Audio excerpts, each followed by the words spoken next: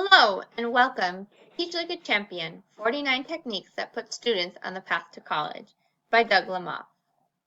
You know, grab a pencil and paper, jot down 3 different techniques that you use daily to manage and engage your classroom.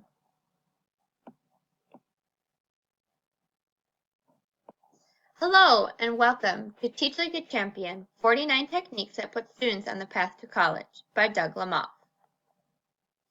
You know, grab a pencil and paper, jot down 3 different techniques that you use daily to manage and engage your students.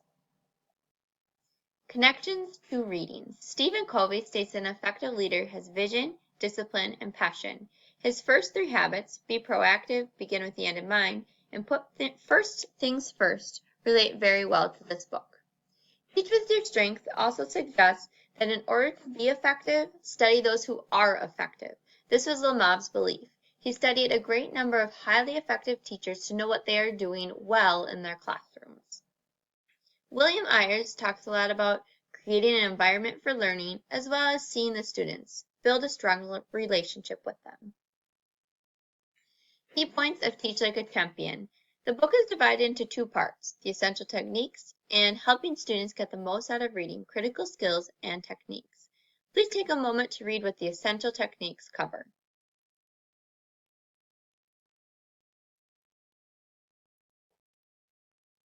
These techniques are specific, concrete, and applicable. They are also clear, concise, and practical. We're going to take a few moments to learn about some of my favorite techniques that I use daily in my classroom. Technique 1, no opt-out.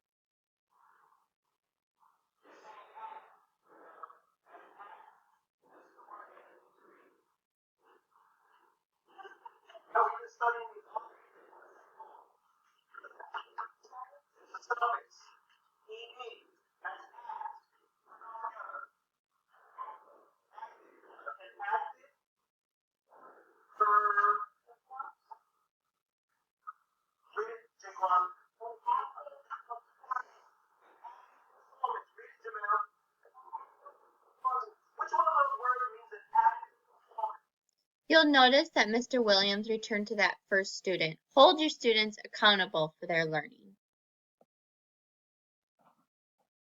Technique 3, stretch it. Simply put, a student must defend his or her own thinking. Ask your students open-ended questions. What more can you add on to that? Why? How can you go deeper? Technique 6, begin with the end in mind. Know what is the end result that you want. What should the students know by the end of the lesson? Technique 8, post-it. Have your objectives or the objectives of the lesson posted in a visible spot so that the students know right away and throughout the lesson what it is that they are supposed to know. Technique 22, cold call. Instead of the traditional raising the hands for answering questions, a teacher randomly chooses students. This is an engagement strategy to make sure that all students participate and have a chance to share their thinking. This is a predictable, systematic, and scaffolded technique. Technique 28, enter routine. How do your students enter your class? This technique is going to help you make a routine that is efficient, productive, and scholarly. Technique 29, do now. You had a taste of this at the beginning. This is an important management and engagement technique. It states the expectations for the students right away, keeping those expectations high, using great advantage of transition times, and helping students focus right away. Technique 34, seat signals. Establish silent seat hand signals for bathroom or water breaks. This reduces interruptions and keeps others on task. Technique 39, do it again. As the saying goes, practice makes perfect. Doug Lamothe likes to say, practice makes permanent. Practice until a procedure or a routine or an activity or homework or something can be done with excellence. This is to help establish a classroom culture of success. Do it again. Technique 43, positive framing. See what you want to see. For example, don't run becomes walk. Technique 46, the J factor. Discover the joy in learning. Establish different ways to make learning interesting, engaging, challenging, and fun. Consider your students' multiple intelligences and their strengths. Build these into daily lessons. And last but not least, technique 49, normalize error. Take a look.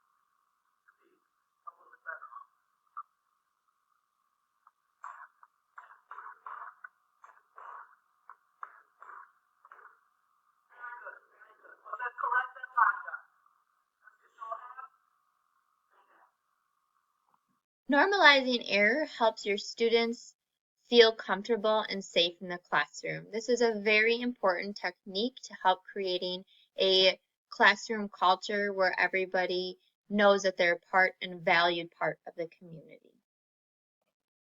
I'd like to close with this Doug Lamont quote. A bit of refinement in your technique could be something you quickly and intuitively apply and could make you exceptional or more exceptional. In other words, invest in your strengths too.